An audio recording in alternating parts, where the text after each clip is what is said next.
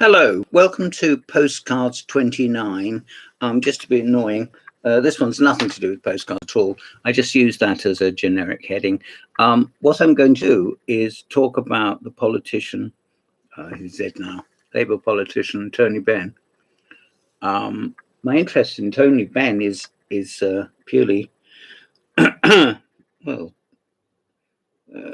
it's hard to say. It came upon me because of what he wrote as opposed to what he said, and what he thought as opposed to what he did, in as much that he wrote a lot. Here we are, dare to be a Daniel, dare to stand alone. This is a saying of his. I mean, it's not original, but it's this got the nomination for Choice of the Book of the Year. This affectionate and funny account reveals the childhood of a radical national political figure and shows how early influences have shaped the commitments and beliefs he holds today. Well, this was written some years ago. And there presumably he is, beside the seaside, beside the sea. And if it isn't him, I don't know what point is putting it in, but I think it is. Here he is. Oh boy. Let's see if I can get that in. There we are. See? And a bombed out Westminster. Oh dear.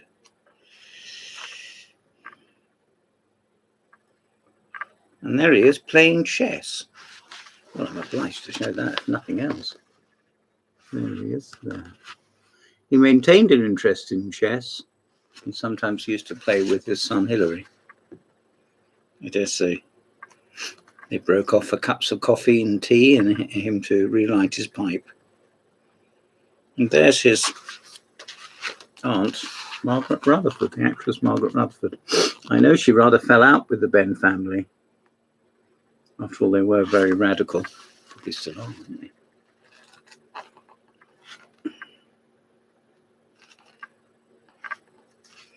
Talks about the outbreak of war.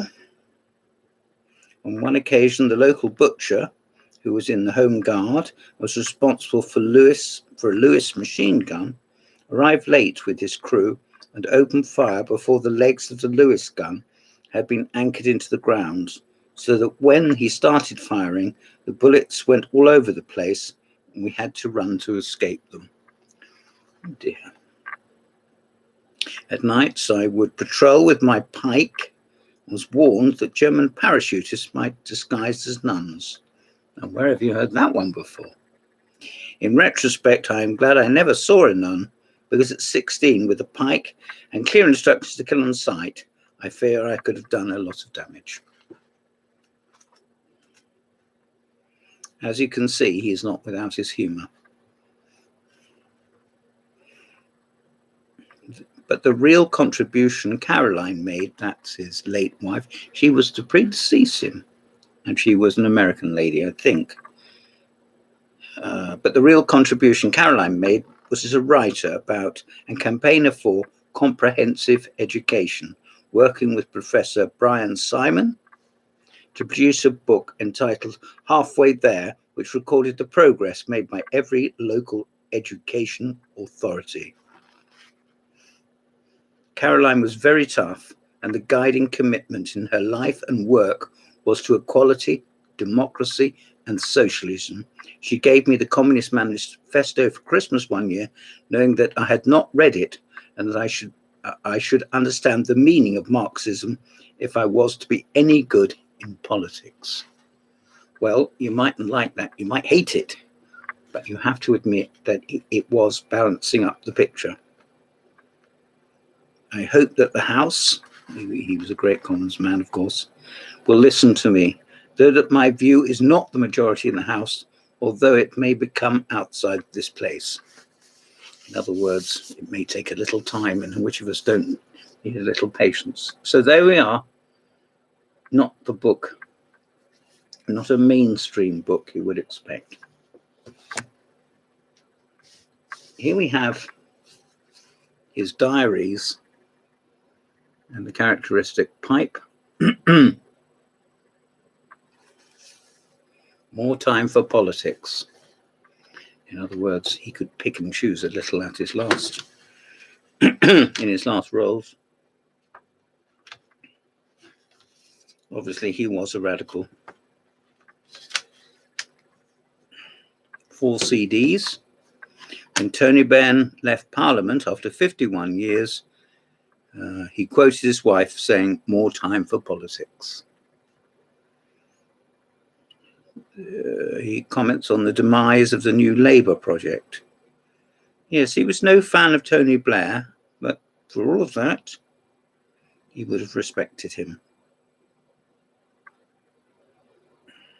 The government bypassing the cabinet, Parliament and the party, the war on terror, the debate about Islam, globalization, and the changes in British society, honestly expressed, have often awoken the national consciousness,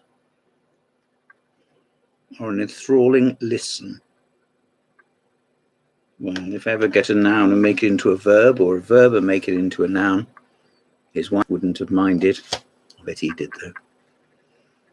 Here are the diaries, that was the tapes. Here are the diaries. I went to see him speak once and once only with my friend Lorraine Turner in the Winchester Theatre. It was quite interesting. It was quite predictable, but it was quite interesting. But bless his heart, he was quite elderly by then, and he couldn't hear any of the questions. So he had a young lady who came up on the stage with him, lucky her, lucky him, and actually relayed the questions to him. 10th of April, Concorde is being taken out of service. This is from 2003. News from Baghdad. Chaos and looting. Indeed, all over Iraq, there is a total breakdown of law and order. A little girl of 6 was shot in the head by a Marine. A man who came on the balcony to see what had happened was shot by an American sniper. A Shiite cleric who was a great friend of Tony Blair and had gone back to the South was murdered by one of his rivals. Blair did a broadcast, of all things, to the Iraqi people saying, "We want you to govern yourself. It won't be by the British or the Americans. It'll be for you." Totally hypocritical. I don't suppose it'll win any support in Iraq whatsoever. Well, I don't know about that. I don't. But he is saying what he thinks, and that has to be worth something, I would have thought. Various politicians, some of whom, let's face it, William Hague there, have had a comparatively short political life. David Cameron, whatever happened to him? It annoys me, nothing to do with Tony Benn, but it annoys me when politicians have retired, no matter what their seniority, they suddenly emerge and say it's a minor little thing, and it becomes headline news. You know, John Major said, "Hello," or "Please, could you stop messing about?" And, you know, that's not news, it's blinking embarrassment. Anyway, here he is talking about, it was a lovely, lovely holiday. It just did me a lot of good. I told all the children how much I appreciated it. And that's his children and grandchildren. They were so kind, so thoughtful of their old dad. Melissa reminds me so much of Caroline. Just unbelievable. She's a good mum. She's thoughtful and jolly. I got a parking ticket for £100 for leaving my car outside my house on bank holiday. So I decided to write to the town clerk. Well, a parking ticket is a parking ticket. A friend of mine got a parking ticket at work, and she rang up and said, "Surely this must be wrong. I work here anyway." And they said, "If you don't move your car, you'll probably get another one." I think that's terrible. Brushed my teeth, forgot to put the dentures in, and went to Bristol for a ceremony of making two more people freedom of the city. I was so embarrassed, but still, you have to live with that. Yes, getting older was not something he took to lightly, which of us does. Obviously, as a lifelong pipe smoker, he did have his problems. Stephen sent me all the photographs from the Stan's Gate. He was not Stan's Gate weekend, and a photocopy of quite astonishing letter from Tony Blair to my granddaughter. Dear Emily, your mum has told me about all the hard work you've been doing at school, making the case for using military action to disarm Saddam Hussein's weapons of mass destruction. If this was in an Adrian Mole book, which I featured earlier, you'd think, oh, what ribald whimsy. This is supposed to be true. I hear you are a natural politician. It obviously runs in the family. And in his own hand, thank you. It must have been a hard sell. Yours ever, Tony Blair. Well, I hope she chucked it in the bin, or better still, just gave it to Grandad, who put it in his diaries. And that's fair enough because it's news. And it was of some interest and relevance. He got an anonymous letter from Tring. Dear arsehole, saw you on the politics show. It's time you buggered off and lived with Saddam Hussein or die like your ghastly dead wife. And he quotes it. He's got more guts than I wouldn't quote that. I think that's horrible. Glenda Jackson has now called on the Prime Minister to resign. It is just one frightful tragedy for the family, and it is also, in a sense, the result of the government deciding to convert the question of whether we should go to war into a libel action against Alistair Campbell and the BBC, with people trying to get witnesses on both sides. I don't think anyone comes out of it very well. I suppose they do. What a long time ago all that Iraq business seems now, doesn't it? There we are. Let's see if there's some more photographs you might enjoy.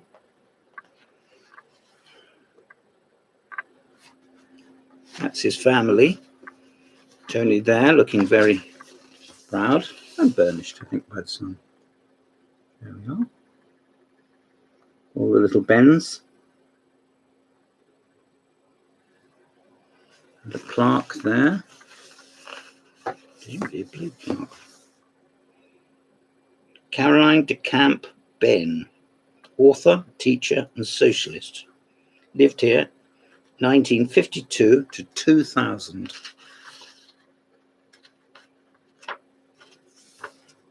There we are. There he is with the very, very lovely Natasha Kaplinsky. He was about 100 years younger than he was.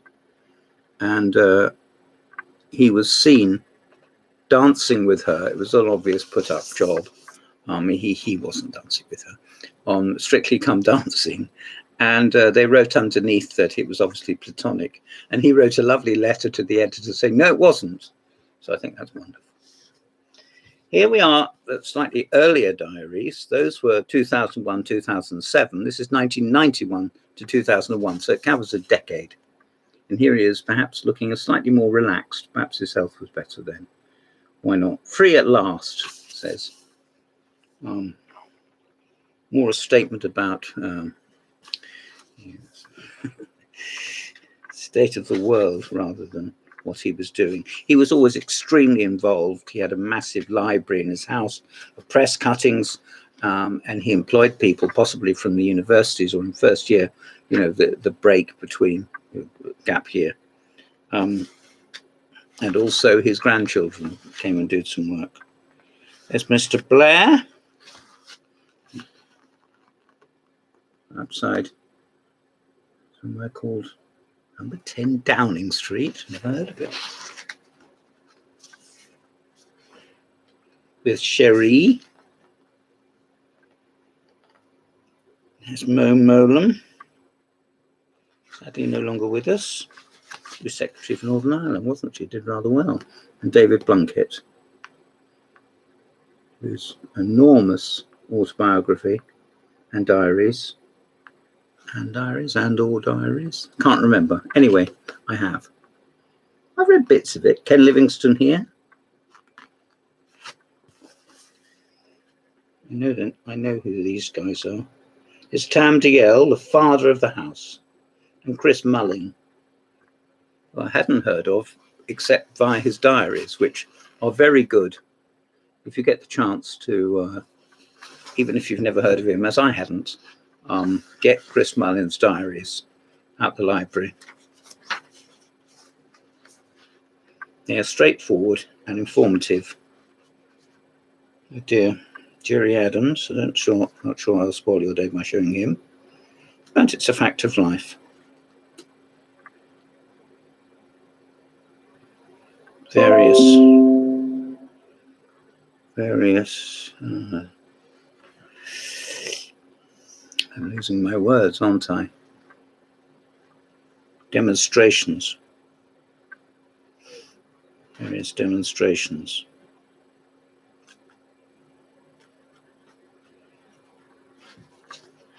And here he is with his wife, bless him.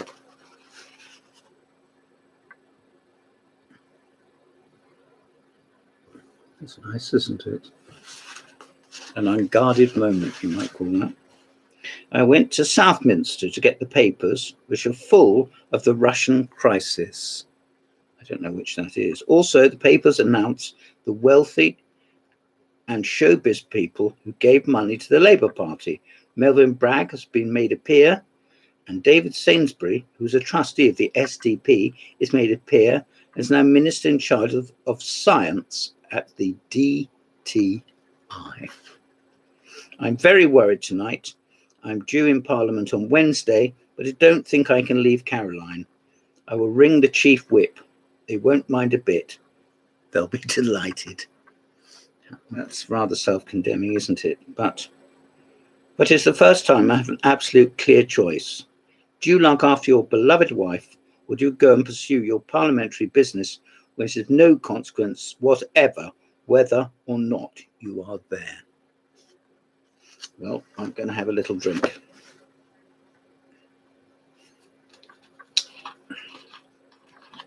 I've got lots of his earlier, I've got all of his earlier diaries.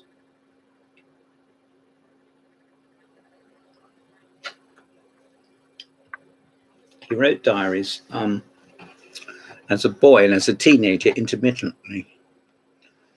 And these have been published, but they're not that easy to get hold of. And obviously, they're not particularly forthcoming in certain departments. If only because he wasn't famous then. I mean, if you, he said, I met Gandhi or something, and I met, and what he meant was that as a little boy, he stood there and someone said, look, there's Mr. Gandhi. And he sort of looked and looked again and said, oh, yes, it is. Anyway, there you are. Selected and edited by Ruth Winston, who actually my aunt and uncle knew. That's nothing to do with my interest in these books. This is the last one which appeared under his name. He wasn't at all well when it came out. The last diaries. They padded it out with some statements at the end and some.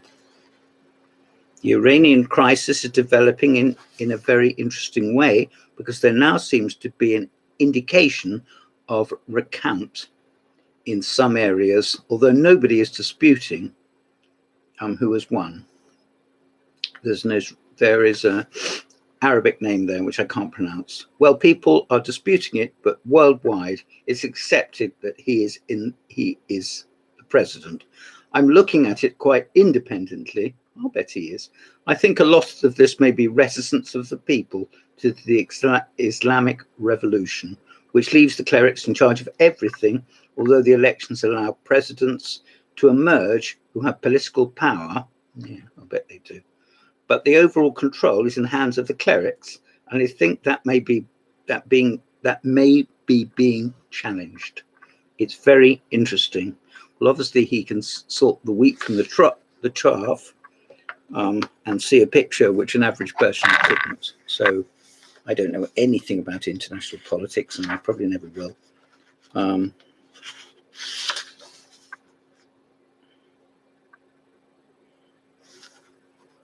He was always very respectful. I know as when a very elderly man, Michael Foote, they held a party for him. Might have been his 90th birthday, I don't know. And he went to see him and got in his line of vision because he was a very elderly man, and spoke to him. And the same happened with Ted Heath. He rang him up and Ted Heath answered the phone and said, "Ted, this is Tony Benn." Ah! Sound like Mike Yard. I wrote a letter to the Speaker, Michael Martin, and thanked him very much for his friendship. I also did a draft letter to the Iraq inquiry offering to give evidence, which I've got to think about. Wrote a letter to the Times supporting John Bercow as Speaker. John Bercow has since stepped down as Speaker, and I've also got his book, which I've read bits of. He was quite a controversial fellow, but not in the not